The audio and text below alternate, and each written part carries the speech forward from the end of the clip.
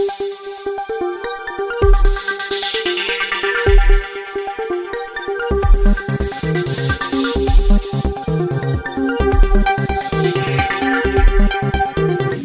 कि आपने आज इस गोरखपुर जिले को चुना विश्व पर्यटन दिवस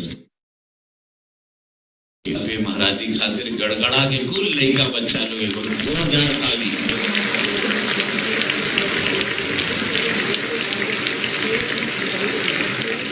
धन्यवाद महाराज जी, इतना बड़ा सम्मान आपने गोरखपुर को, चूंकि गोरखपुर आपके आत्मा में बसता है, गोरखपुर आपका घर है, गोरखपुर गोरखनाथ बाबा की कृपा है, शिव अवतारी प्रभु की कृपा है। अब खुद मैं आप में शिव देखता हूँ और आपने ये सोच जो रखी, इसके पीछे बहुत सारे रीजन हैं क्यों गोरखपुर को आज विश्व पर्यटन दिवस के लिए चुना गया। मैं महाराज जी का स्वागत करता हूँ। उसके साथ मैं श्रीमती साधना सिंह जी माननीय अध्यक्ष जिला पंचायत, उनका स्वागत करता हूँ। डॉक्टर मंगलेश कुमार श्रीवास्तव जी महापौर, उनका स्वागत है। श्री फतेह बहादुर सिंह जी विधायक कैबिनेट, उनका स्वागत। डॉक्टर धर्मेंद्र सिंह जी माननीय सदस्य विधान परिषद और भारतीय जनता पार्टी प्रदेश के उपाध्यक्ष, उनका स्वागत करता हूँ। श्री विपिन सिंह जी माननीय विधायक गोरखपुर ग्रामीण, उनका स्वागत। डॉक्टर विमलेश पासवान जी माननीय विधायक बांसगांव, उनका स्वागत। श्री प्रदीप शुक्ला जी माननीय विधायक सजनवा, उनका स्वागत। श्री युधिष्ठिर सिंह जी माननीय जिला अध्यक्ष, उनका स्वागत। श्री राजेश गुप्ता जी माननीय महानगर अध्यक्ष, उनका स्वागत। और डेफिनेटली श्रेय बहुत चीजों के लिए पूरे प्रदेश में जाता है। वैसे श्री मुकेश कुमार मेश्राम जी प्रमुख सचिव पर्यटन संस्कृति व धर्मार्थ कार्य विभाग, आप बहुत सुंदर कार्य कर रहे हैं मेश्राम जी, आपका स्वागत है। श्री प्रखर मिश्रा जी निदेशक पर्यटन, उनका स्वागत है। तो बच्चों, आप लोग आए हैं, भांत भांत की स्कूल से आए हैं। ऊपर देख रहा हूँ, नीचे सब लोग, आप लोग भविष्य को इस देश का, यशस्वी प्रधानमंत्री मोदी जी की सोच जो रही है कि कैसे स्थल को बढ़ाया जाए, कैसे टूरिज्म को बढ़ाया जाए, तो जो महाराज जी ने उसी दिशा निर्देश को, उसी आदेश को, उसी पद चिन्हों पे चलते हुए उत्तर प्रदेश में एक नजीर पेश की, और वो किसी से छुपा नहीं है। आज मैं जब छोटा था तो मुझे पता नहीं था स्विट्जरलैंड कहाँ है। स्विट्जरलैंड के बारे में जानता भी नहीं था, बहुत छोटा सा एक देश है स्विट्जरलैंड, लंदन से थोड़ा आगे। जब यश चोपड़ा की फिल्में आने लगी तो मुझे पता चला कि स्विट्जरलैंड इतना सुंदर है, वहाँ बर्फ है, वहाँ गुलाब के फूल के ऐसा बगान है, सॉन्ग्स में देखता था। तो टूरिज्म मुझे लगा कि क्यों सारे फिल्म वाले फॉरेन जा रहे हैं, सारे फिल्म वाले लंदन जा रहे हैं, सारे फ्रांस जाते हैं, अमेरिका क्यों जाते हैं?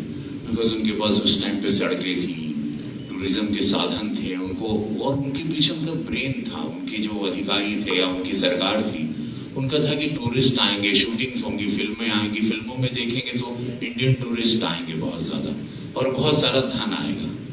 तो ये बहुत जहन से, दिमाग से चलता गया। ऐसे यशस्वी प्रधानमंत्री मोदी जी ने इस चीज़ को देखा तो फिर सरदार वल्लभ भाई पटेल का जहाँ स्टैचू लगाया केवड़िया, वहाँ आदिवासी इलाका था, मैं पहले वहाँ भोजपुरी फिल्मों की शूटिंग करता था, तो वहाँ बहुत गरीबी थी। और फिर मैं भी किसी अपने पेट्रोलियम की मीटिंग के लिए वहाँ गया था, तो वहाँ 5 स्टार होटल बन गया है, रोज हजारों लोग आ रहे हैं, वहाँ पे बहुत रोजगार मिल गया है।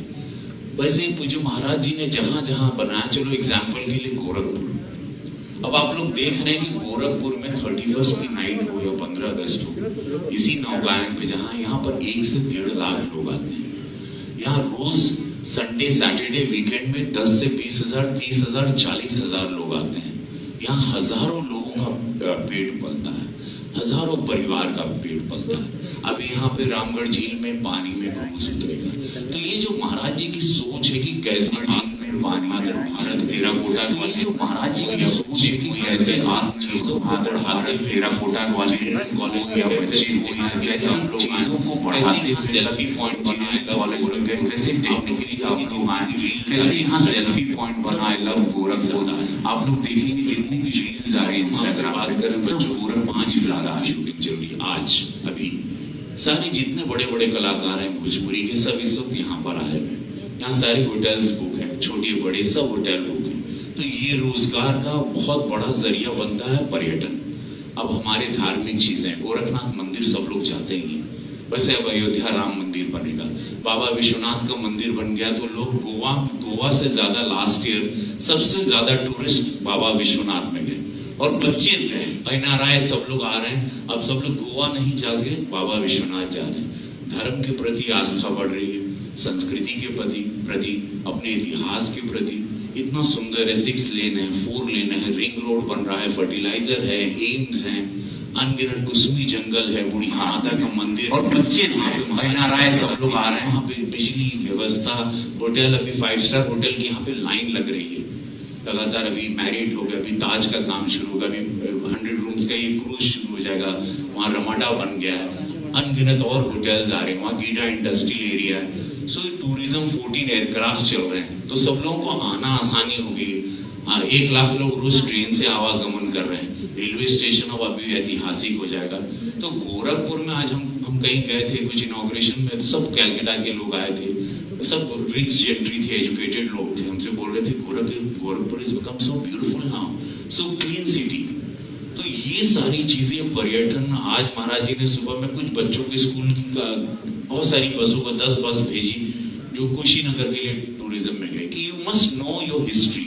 आप लोगों का, आपको इतिहास जानना बहुत जरूरी कि आपकी जड़ें क्या हैं, आपके भगवान कौन थे, आपकी संस्कृति क्या है, आप लोग सनातनी विचारधारा के हो तो आपका इतिहास क्या, आपके इतिहासकार क्या थे, भारत की जड़ें क्या थी, भारत कितने सालों से था, भारत कितने वैदिक मंत्रों के साथ गया था। चंद्रयान पे जाने के लिए भी वैदिक मंत्रों का इस्तेमाल सोमनाथ जी जो इसरो के हेड थे उन्होंने कहा कि इट्स ऑलरेडी मेंशन इन वैदिक शास्त्र कि कहां पर चंद्रमा की दूरी होगी, कहां सूर्य की दूरी होगी, वो सारी हनुमान चालीसा में भी है। तो ये सारी शक्तियों से हमको पता ही नहीं। तो एजुकेशन के साथ आज पूज्य महाराज जी क्यों इतने पावरफुल हैं, why he is a architecture also. अभी उनके साथ बैठो तो वो सारी गाड़ी में उनके साथ मैं बैठता हूँ तो आर्किटेक्ट की बात करते हैं, उसकी सुंदरता की बात करते हैं। ये गोरखपुर को पूरा इन्होंने कोरियोग्राफ कर दिया आर्किटेक्चर, बिकॉज इनके पास एजुकेशन था, इन्होंने पढ़ाई की बाकायदा जैसे आप लोग पढ़ रहे हैं, और उसके साथ इन्होंने सबसे बड़ी पढ़ाई की वो अध्यात्म की पढ़ाई की।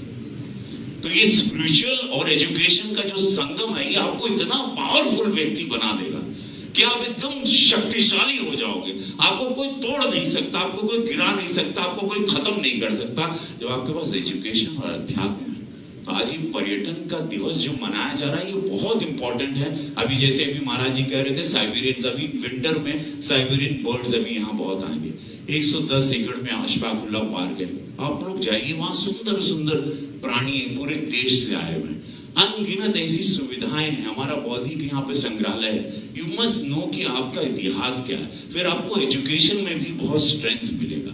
तो ये विश्व पर्यटन दिवस पे मैं आज बच्चों आपसे एक रिक्वेस्ट करता हूँ, आपके सांसद के रूप में, आपके हीरो के रूप में, कि आप लोग जहां से भी गुजरते हो आप लोग सेल्फी जरूर लें। आप लोग अपने सड़कों की, अपने गांव की, अपने जिलों की, कि हमको प्रधानमंत्री आवास मिला है तो हमको यहाँ सड़कें मिली, यहाँ बिजली है, ये एम्स है, ये फर्टिलाइजर है, ये चीनी कारखाना, जहां जहां जो गांव जिले से आया हो आप लोग वहां सेल्फी लो, उसको डालो, बताओ, उसको टूरिज्म बढ़ता है। लोग अगल बगल के जिले में आते हैं, यहाँ घर खरीदते हैं, यहाँ रहना चाहते हैं, यहाँ की जमीनों की कीमत बढ़ती है। यहाँ लोग जितने टूरिस्ट आएंगे उतना हम लोगों को रोजगार मिलेगा। हमारे यहाँ पर अनगिनत कलाकार हैं, वो क्षेत्रीय कलाकार हैं जिनको मैं फिल्मों की शूटिंग के द्वारा रोजगार दे रहा हूँ। जो अनगिनत यहाँ सारे कलाकार यहाँ के इस वक्त व्यस्त हो गए हैं, जितने गोरखपुर में रंगमंच करते थे आज सब धन्य हो गए कि वाह, हम लोग को भी अब यहाँ पर बंबई जाना नहीं पड़ रहा, पूरी फिल्मों की शूटिंग यहाँ, क्योंकि महाराज जी ने इसको एक पर्यटन के हिसाब से गोरखपुर को बनाया। तो आज मैं इस विश्व पर्यटन दिवस में बच्चों आप लोगों को ये कहना चाहता हूँ, कृपया अपने जिले को, अपने गांव को, अपने शहर को प्यार करो, साफ सफाई की बातें करना, लिखा करो, स्केच पेंटिंग, अभी महाराज जी कंपटीशन करवाना चाह रहे हो, बताएंगे भी कि जितने भी दीवारें हैं उसमें कंपटीशन करवाएं कि जो जो ग्राफिक करें, अच्छे अच्छे पेंटर्स हैं वो करें। अभी सांसद संस्कृति स्पर्धा होगी, उसमें कलाकारों को चुना जाएगा पूरे जिले से। तो ऐसी बहुत सारी, सांसद स्पोर्ट्स का होगा, सांसद खेल स्पर्धा होगी, तो उसके अंदर हम लोग बहुत सारी चीजें करेंगे जो यहाँ के टैलेंट को उभारेंगे। वो ओलंपिक्स में जाएं, वो खेल में जाए, वो एजुकेशन में जाए, वो साइंटिस्ट बने, वो नासा में जाए, वो कंप्यूटर के विजार्ड बने, वो राइटर बने, वो म्यूजिशियंस बने, वो सिंगर्स बने, वो अनगिनत टैलेंट, इतने दरवाजे हैं क्योंकि ऐसी सरकार जो मिली है, जो खजाना खोल दी है, खाली आप लोगों को फोकस करना, पढ़ना है, पॉजिटिव रहना है।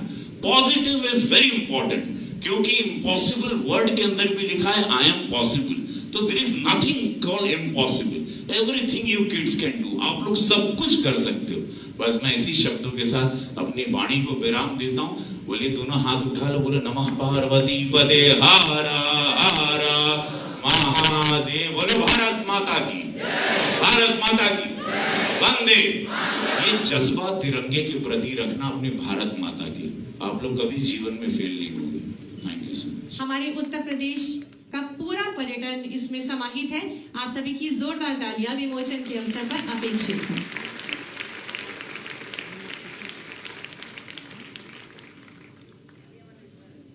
बहुत बहुत धन्यवाद। आप भी उत्साह का काम करेंगे।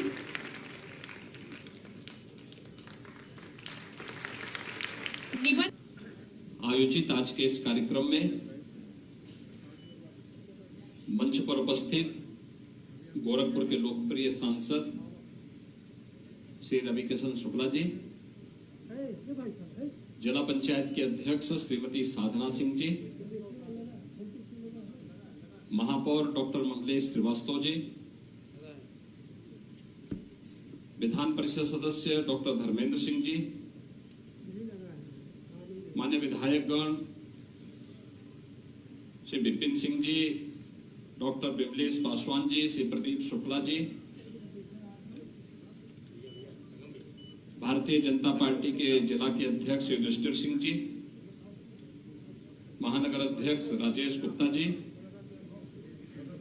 प्रमुख सचिव पर्यटन श्री मुकेश मिश्राम जी, और आज के इस कार्यक्रम में उपस्थित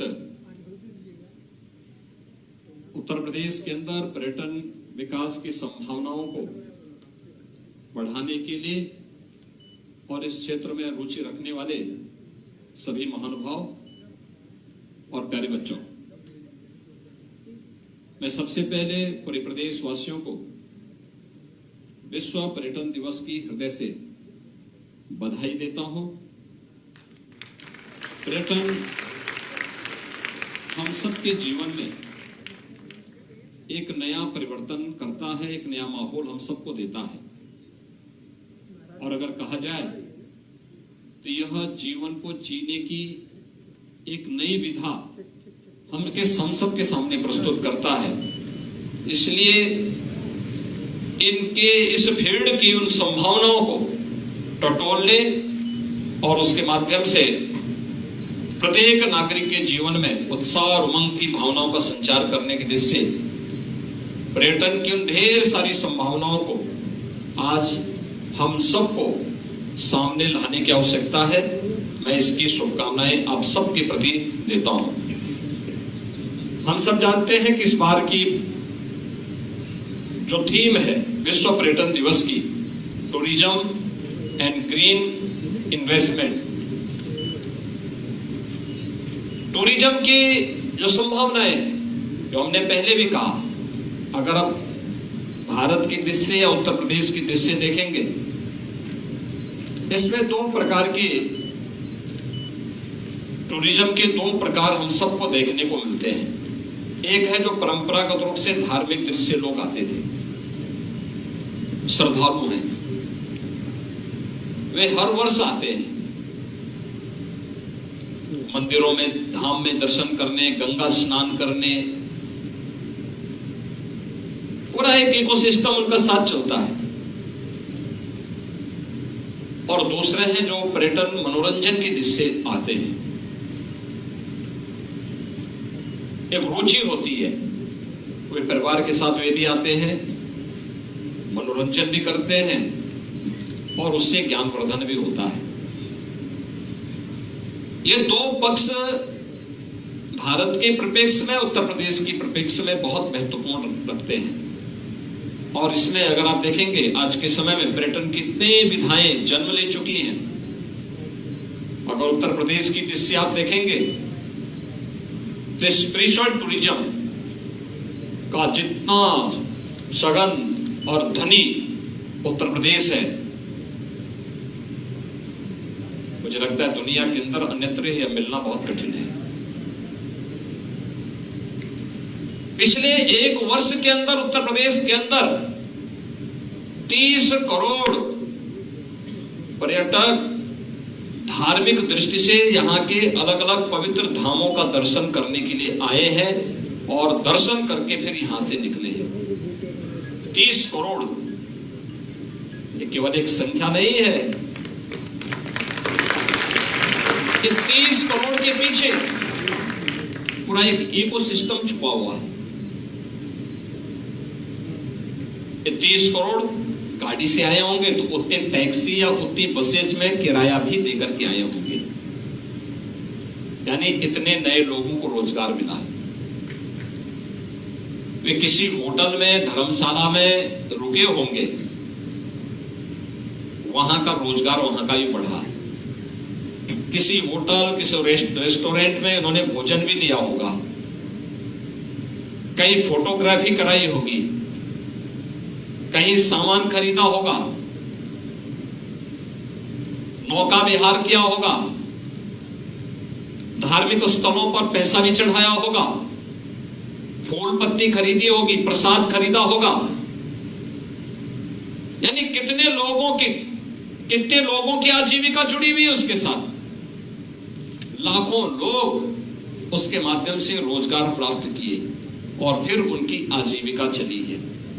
यह उत्तर प्रदेश की एक धनी यानी एक धनी स्पिरिचुअल टूरिज्म की पृष्ठभूमि हम सब के सामने प्रस्तुत करता है। काशी विश्वनाथ धाम में अकेले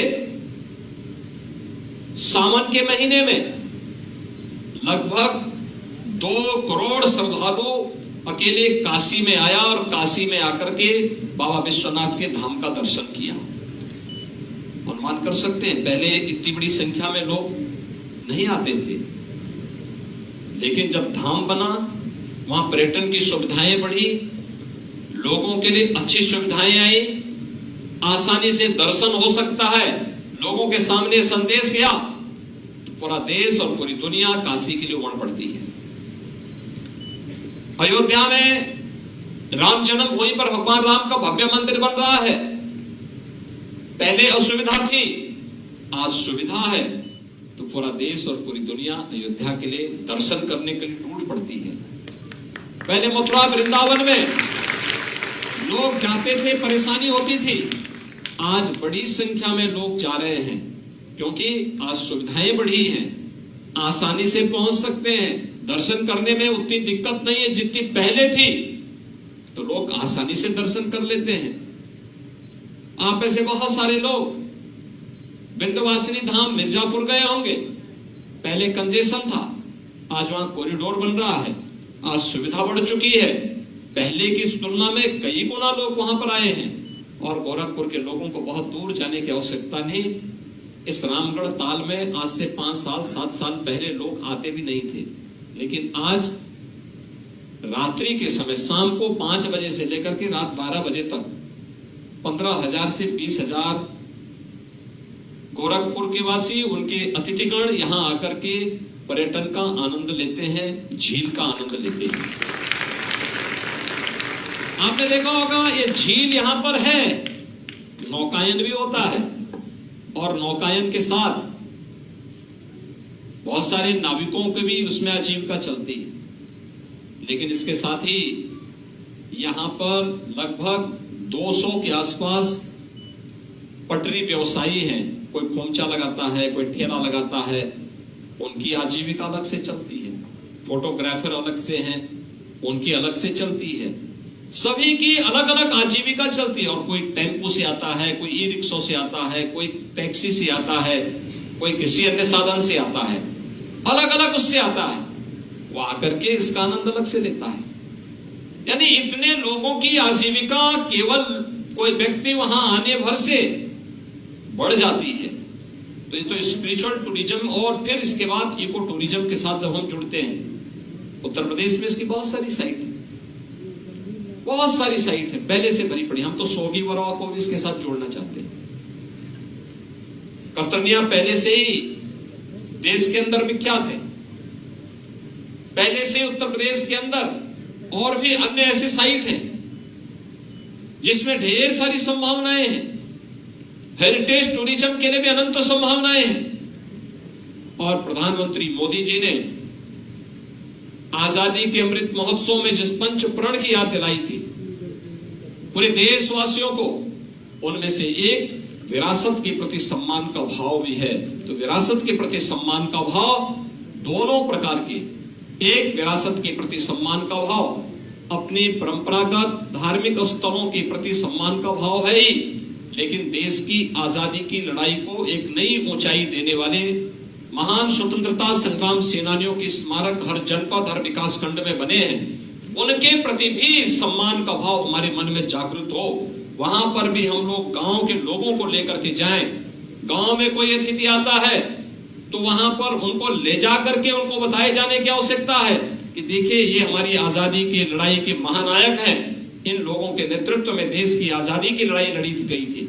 और इन महापुरुषों को सम्मान देना ये न केवल गांव वासियों का बल्कि यहाँ आने वाले हर अतिथि का दायित्व बनता है। और गांव के कार्यक्रम का हिस्सा बनाइए इसको, यह भी एक टूरिज्म का पार्ट आपके गांव का बनेगा। अनेक संभावनाएं इस फील्ड में है। इन संभावनाओं को विकसित करने के लिए हमें अपने स्तर पर क्या कुछ करना है, इसके लिए सरकार कनेक्टिविटी अच्छी कर रही है। हमने एक्सप्रेस हाईवे दिए, हमने 4 लेन और 2 लेन का वहां की सड़क रोड कनेक्टिविटी दी, एयर कनेक्टिविटी हम लोग दे रहे हैं। अब याद करिए 2017 तक उत्तर प्रदेश में केवल 2 एयरपोर्ट क्रियाशील थे, आज 9 एयरपोर्ट क्रियाशील हैं। 12 नए एयरपोर्ट हम लोग लेकर के आ रहे हैं। जहां पर वायु सेवा गोरखपुर में, गोरखपुर वासी जान सकते हैं 2017 के पहले एक फ्लाइट कभी कभी आती थी, साल में 6 महीने चल पाती थी, और आज गोरखपुर से 14 फ्लाइट चल रही है। देश के हर प्रमुख नगर के लिए गोरखपुर से फ्लाइट है। ट्रेन की अच्छी सुविधा है। वंदे भारत एक्सप्रेस को प्रधानमंत्री जी ने स्वयं गोरखपुर में आकर के शुभारंभ किया था। कितनी हाई क्लास वर्ल्ड क्लास कि आपके पास एक्सप्रेस ट्रेन आपने देखी होगी गोरखपुर से, तो गोरखपुर से लखनऊ के बीच में चल रही है। अच्छी बसेस चल रही हैं। इन सभी क्षेत्रों में को विकसित करने के लिए जो अनंत संभावना है हमारे पास वाटरवे का है। अभी मैं देख रहा था रामगढ़ ताल में क्रूज का संचालन बहुत शीघ्र होने जा रहा है। मैंने कल यहां पे प्रशासन से कहा है कि क्या यह हो सकता है जिस पर हमें कार्य किए जाने की, इतना बड़ा झील है हमारे पास, प्राकृतिक झील है, इस प्राकृतिक झील में हम सी प्लेन उतारे और सी प्लेन उतार करके गोरखपुर से कोई भी आए, एक फ्लोटिंग जेटी लगे, फ्लोटिंग जेटी के माध्यम से हम लोग वहां पे पैसेंजर उतारे और फिर वहां से पैसेंजर को वहीं से बिठा करके फिर यहीं से प्लेन अपना उड़ान भर करके कहीं भी जा सकता है। यहीं से, यानी जो रामगढ़ ताल आज से 6 वर्ष पहले तक अपराध का एक अड्डा बना हुआ था, लोग आने से डरते थे, और रामगढ़ ताल आज सी प्लेन को उतारेगा, यहाँ पर पुरुष उतारेगा, बड़े बड़े पुरुष यहाँ पर काम करेंगे। किसी को बर्थडे पार्टी मनानी होगी, किसी को परिवार का कोई मांगलिक कार्यक्रम करना होगा, परिवार के साथ समय बिताना है, पूरे क्रूज को बुक किया, नातेदार रिश्तेदार आइए, पार्टी पूरी करनी है, पूरा क्रूज बुक किया 1 घंटे के लिए रामगढ़ ताल के अंदर। लेकिन इसमें हमारा कुछ दायित्व भी बनता है। अगर सुविधा है तो सुविधा के साथ कर्तव्य भी है। सुविधा के साथ कर्तव्य ये कि जैसे पर्यटन स्थलों को स्वच्छ और सुंदर बनाए रखने में अपना योगदान देना, वहां की किसी संपत्ति को नुकसान न पहुंचाना, लेकिन एक सिविक सेंस जिसको कह सकते हैं। बहुत बार होता क्या है, बहुत सारे लोगों की आदत होती है, खराब आदत होती है, जहां सांप देखते वहीं थूकने लगते हैं। उससे बचना, पान गुटखा तंबाकू किसी भी प्रकार के मादक पदार्थों से मुक्ति, बीड़ी नहीं पीना है, सिगरेट नहीं पीना है, पान नहीं खाना है, गुटखा खा करके जहां तहां नहीं थूक देना है, खाना ही नहीं चाहिए, तो ऐसे में नुकसानदायक है। लेकिन अगर कोई आदतन व्यक्ति मजबूर है भी, तो भी वह व्यक्ति स्वच्छ जगहों पर थूकने से तो परहेज करिए, नहीं थूकना चाहिए, उससे बचना चाहिए। प्लस कोई सामान लेकर के जाते हैं, सामान लेके आए, और बहुत बार होता है क्या है, लोग पानी की बोतल लेकर के जाते हैं या कोई कोल्ड ड्रिंक लेकर के जाते हैं और फिर पिया, वहीं फेंक दिया, सड़क पे फेंक दिया। अब तो अगर 10,000 लोग आएंगे, 10,000 बोतलें, 10,000 डिब्बे किसी सड़क पर पड़े रहेंगे, क्या वो सड़क और वो क्षेत्र सुंदर रह पाएगा? कभी नहीं रह पाएगा, कितना गंदा दिखेगा। कोई बाहरी व्यक्ति आएगा, बोलेगा भाई कैसे गंदे लोग हैं जी। आपके बारे में पहली टिप्पणी बाहर से आने वाले व्यक्ति की क्या होगी? देखिए साहब कितने गंदे लोग हैं, कितनी मेहनत करो और उस सब के बावजूद कुछ लोग आकर के गंदा कर देंगे। हमारा दायित्व होता है, नहीं, हम गंदा नहीं करेंगे, और अगर करेंगे नहीं तो कराने भी नहीं देंगे, किसी को करने भी नहीं देंगे। कोई व्यक्ति प्लास्टिक बैन है, लेकिन फिर भी कुछ लोग आदतन प्लास्टिक की पॉलीथीन पर, प्लास्टिक के ही बैग में जबरदस्ती सामान लेकर के चलते हैं, और फिर उपयोग किया, फिर उसको फेंक दिया। हवा का एक झोंका चलता हो, प्लास्टिक यहां से वहां उड़ गया, फिर वहां से झोंका चला हो, फिर यहां आ गया, और फिर सड़क को कूड़ा के ढेर में बदल देता है। गाय खाएगी, बीमार हो जाएगी, नाली में गिरेगा, नाली के पानी को ब्लॉक कर देगी, और जब पानी ब्लॉक होगा तो डेंगू भी होगा, इंसेफ्लाइटिस भी होगा, मलेरिया होगा, चिकनगुनिया होगा, तमाम प्रकार की बीमारियां भी होंगी। हमें इन सबसे मुक्त रहना पड़ेगा, स्वच्छता के प्रति जागरूक होना होगा, और जागरूक होने के साथ साथ हमें इन चीजों के बारे में भी ध्यान रखना होगा कि हमें स्वच्छ बनाए रखना भी है, अपने स्तर तो रखना ही रखना है, दूसरे को भी गंदा नहीं करने देना है। अगर हम इस संकल्प के साथ आगे बढ़ते हैं तो कोई कारण नहीं कि आपके यहां पर्यटकों की संख्या बढ़ेगी। तीसरा, पर्यटन की इन संभावनाओं के साथ ग्रीन इन्वेस्टमेंट की जब बात हो रही है, हमें सोचना चाहिए क्या जो प्रमुख पर्यटन स्थल हैं वहां के लिए हम लोग इलेक्ट्रिक बस सेवा उपलब्ध कराने के लिए निजी ऑपरेटर को इसके लिए प्रोत्साहित कर सकते हैं। हम इस बात को तय करें, कोई भी पर्यटन स्थल, मंदिर है, कोई बड़ा धाम है, अच्छा कोई स्पॉट है, कि वहां केवल इलेक्ट्रिक व्हीकल ही चलेंगे, डीजल और पेट्रोल से चलने वाला कोई भी वाहन नहीं चलेगा। ई रिक्शा, इलेक्ट्रिक बसेज, इसी को प्रोत्साहित करेंगे। लोगों को एक बहुत अच्छा वातावरण मिलेगा, वहां पर अपने आप एक आध्यात्मिक वातावरण मिलेगा, एक सकारात्मक वातावरण मिलेगा। क्या हम ये व्यवस्था दे सकते हैं कि कनेक्टिविटी को भी हम ग्रीन व्यवस्था के साथ जोड़ें, लेकिन साथ साथ वहां के अंदर भी हम लोगों का प्रयास होना चाहिए, पर्यटन स्थल के अंदर भी हम लोग इस प्रकार की व्यवस्था करेंगे कि उस पर्यटन स्थल को हम इस ढंग से डेवलप करें कि डीजल के सेट वहां प्रयोग ना लगाने पाए, जनरेटर भी न चले, सोलर लाइट की व्यवस्था करें, कोई ऐसी व्यवस्था करें जो ग्रीन एनर्जी के माध्यम से उस क्षेत्र के इलेक्ट्रिफिकेशन की व्यवस्था को पूरा कर सकते हो, और वहां से फिर हम व्यवस्था को अगर आगे बढ़ाएंगे तो आप देखेंगे धीरे धीरे करके चेंज आएगा। लोगों को इसके लिए प्रोत्साहित करना, प्रेरित करना, इसके स्टेक होल्डर्स को ढूंढना, उस फील्ड में नए नए अनुसंधान को बढ़ावा देने के लिए प्रेरित करना, और लोकल यूथ को गाइड के रूप में प्रशिक्षित करना, स्थानीय भाषा में साइनेजेस लगाना, जैसे यहां पर हिंदी में भी लग सकता है, हिंदी है, इंग्लिश है, इसके अलावा और कौन भाषा है, कहां के लोग ज्यादा आते हैं उसकी मैपिंग करना, कहां के लोग आएंगे, भाई नजदीक कौन सा देश है, नेपाल है, नेपाल के लोग आ सकते हैं, कुछ नेपाली भाषा तो देवनागरी लिपि है वहां पर भी, तो हिंदी से काम चल सकता है, लेकिन बाकी बौद्ध देशों से जुड़े हुए लोग आएंगे। बौद्ध देशों से कौन है? थाईलैंड से, जापान से, श्रीलंका से, लाओस से, और कौन देश हो सकते हैं? उन देशों को चिन्हित करना और फिर उनकी लिपि में, उनकी भाषा में भी साइनेजेज अगर लगाए जाते हैं, लोग आकर्षित होंगे। जैसे कुशीनगर में देश का प्रमुख बौद्ध तीर्थ स्थल है, दुनिया के लोग आते हैं। अगर साइनेजेज वहां की भाषा में भी कुछ लग जाएं, लोग बड़ी संख्या में उसके प्रति आकर्षित होंगे। लोगों को अच्छा लगेगा कि देखिए साहब, हमारी भाषा में सब लिखे गए हैं। लोगों के मन में एक नई जिज्ञासा जागरूक होगी वहां के लिए।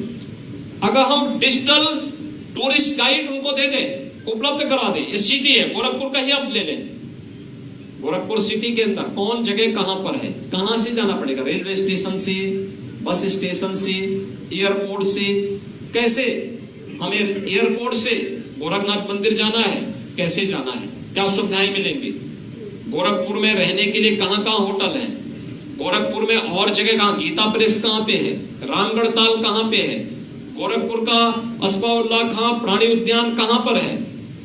ये अगर एक टूरिस्ट गाइड के माध्यम से हम इन सभी को, और डिजिटल टूरिस्ट गाइड के माध्यम से उसको बना करके कोई भी आए और पहले रेलवे स्टेशन पर उतरे, उसका आप नंबर दे दीजिए, इस पर आप जाकर के जाइए, गोरखपुर का टूरिस्ट गाइड के माध्यम से वो आपको, डिजिटल टूरिस्ट गाइड के माध्यम से लोगों का वहां से मार्गदर्शन होता है। वो अपने स्मार्टफोन उधारा उसने, उस स्मार्टफोन पे उनको गाइड का उसने उपयोग किया।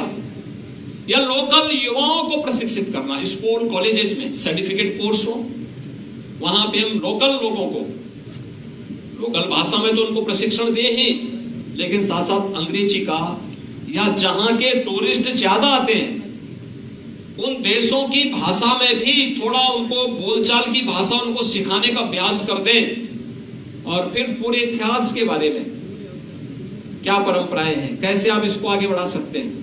मुझे लगता है ढेर सारे लोगों को रोजगार की संभावनाएं उसके साथ विकसित होती हुई दिखाई देंगी।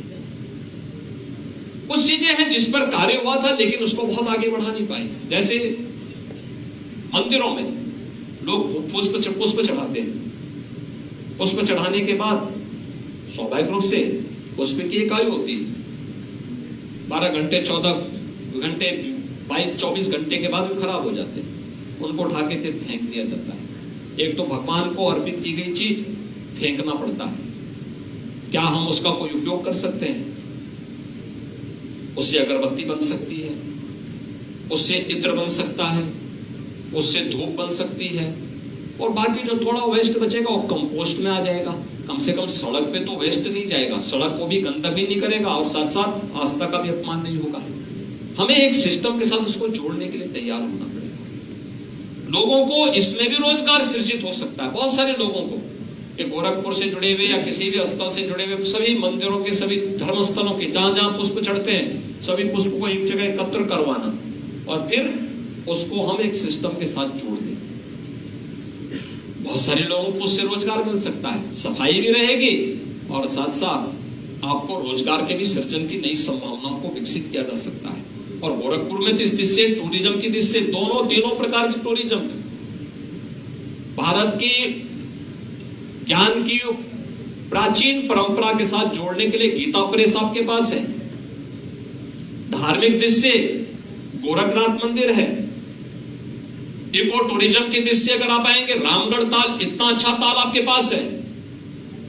आपको हेरिटेज टूरिज्म के साथ जोड़ना है तो पंडित राम प्रसाद बिस्मिल को यही गोरखपुर में फांसी दी गई थी, गोरखपुर जेल में जाकर के देखिए उनके स्मारक को, या लाल डिग्गी में जहां पर उनका कलश आज भी स्थापित है वहां पर जाकर के देखिए, या गोरखपुर के उन क्षेत्रों में जहां पर 1857 के महान क्रांतिकारी वीर बंधु सिंह को फांसी दी गई थी आर्य नगर में, उस स्थल पर जाकर के हम देखें, उसका अवलोकन करें, बंधु सिंह के बारे में पढ़ें, गोरखपुर के उन पर्यटन केंद्रों का हम विजिट करें जहां पर गोरखपुर की आजादी की लड़ाई चोरी चोरा हो या डोहरिया हो, वहां जाकर के हमें देखना चाहिए। ये हेरिटेज टूरिज्म के केंद्र बनने चाहिए।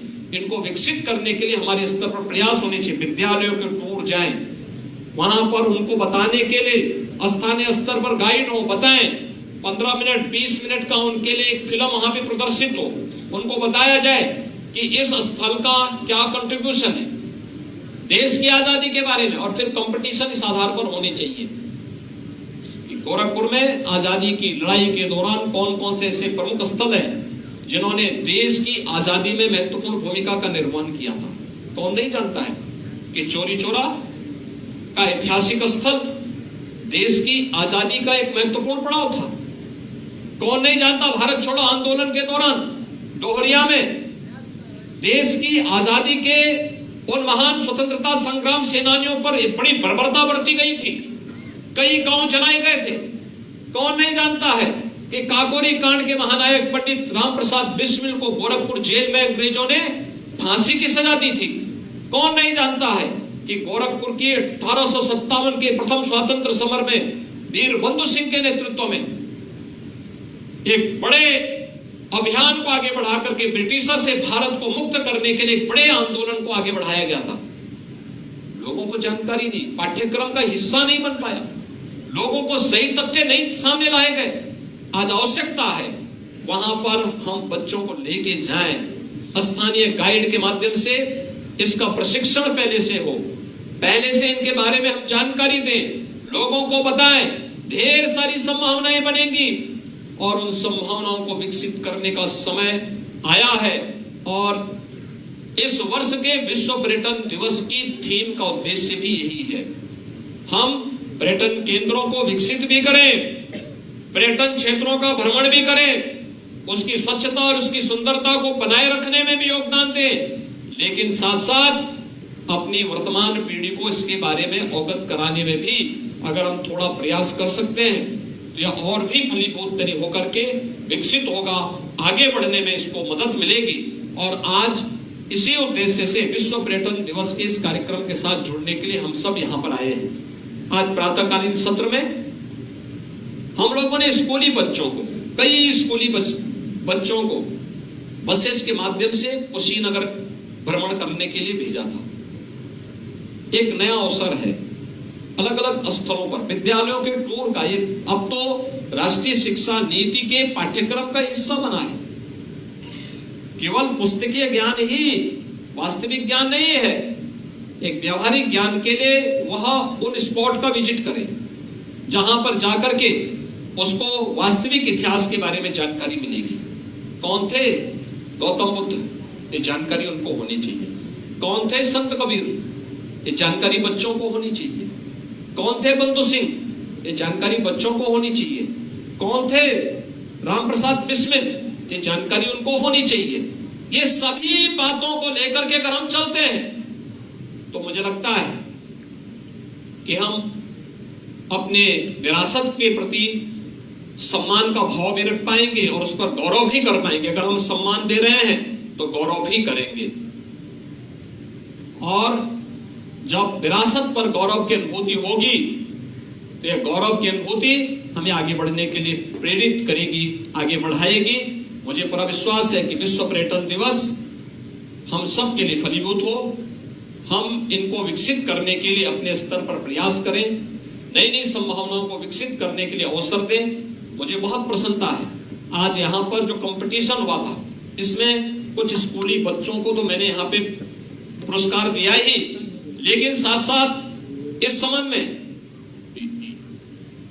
यानी युवा पर्यटन क्लब के 10 सदस्यों को किट वितरित हुआ है, जिसमें जुबली इंटर कॉलेज और केंद्रीय विद्यालय के बच्चों को इसके लिए किया था। मुझे लगता है इसके लिए पूरे जनपद स्तर पर कंपटीशन, ओपन कंपटीशन कराया जाना चाहिए स्कूली स्तर पर। दूसरा, इस क्षेत्र में पर्यटन उद्यमियों को भी आज सम्मानित किया है और मुझे बहुत अच्छा लगा कि एक नई थीम दी है होम स्टे का। बुंदेलखंड में, बस्ती में होम स्टे के लिए भी हम प्रेरित कर सके लोगों को। अच्छी सुविधा, अच्छी व्यवस्था, पहले से वेरिफिकेशन हो, और जो परिवार इसके लिए तैयार होते हैं, बड़े बड़े घर बने हैं, कोई रहने वाला नहीं, एक परिवार रह रहा है, एक दो लोग रह रहे हैं। अगर होम स्टे के माध्यम से अगर आप इस व्यवस्था को आगे बढ़ाते हैं तो एक अतिरिक्त आमदनी भी होगी और नए नए लोगों से मिलने का एक अवसर भी लोगों को प्राप्त होगा। आज के इस अवसर पर जो इन नए पर्यटन के उद्यमियों को यहाँ पे सम्मानित किया गया है, जिन युवा पर्यटन क्लब से जुड़े हुए 10 सदस्यों को किट वितरित हुआ है, इन सबको मैं बधाई देता हूं और विश्वास करता हूं कि इनके कार्यों से अन्य लोग भी प्रेरित होकर के इस दिशा में नया प्रयास प्रारंभ करेंगे। विश्व पर्यटन दिवस के अवसर पर एक बार फिर से मैं आप सबको हृदय से बधाई देता हूं, अपनी शुभकामनाएं देता हूं और विश्वास व्यक्त करता हूं कि पर्यटन की ढेर सारी संभावनाएं हम सबको आगे बढ़ने के लिए प्रेरित करेगी। आप सबके प्रति मेरी शुभकामनाएं। धन्यवाद। जय हिंद।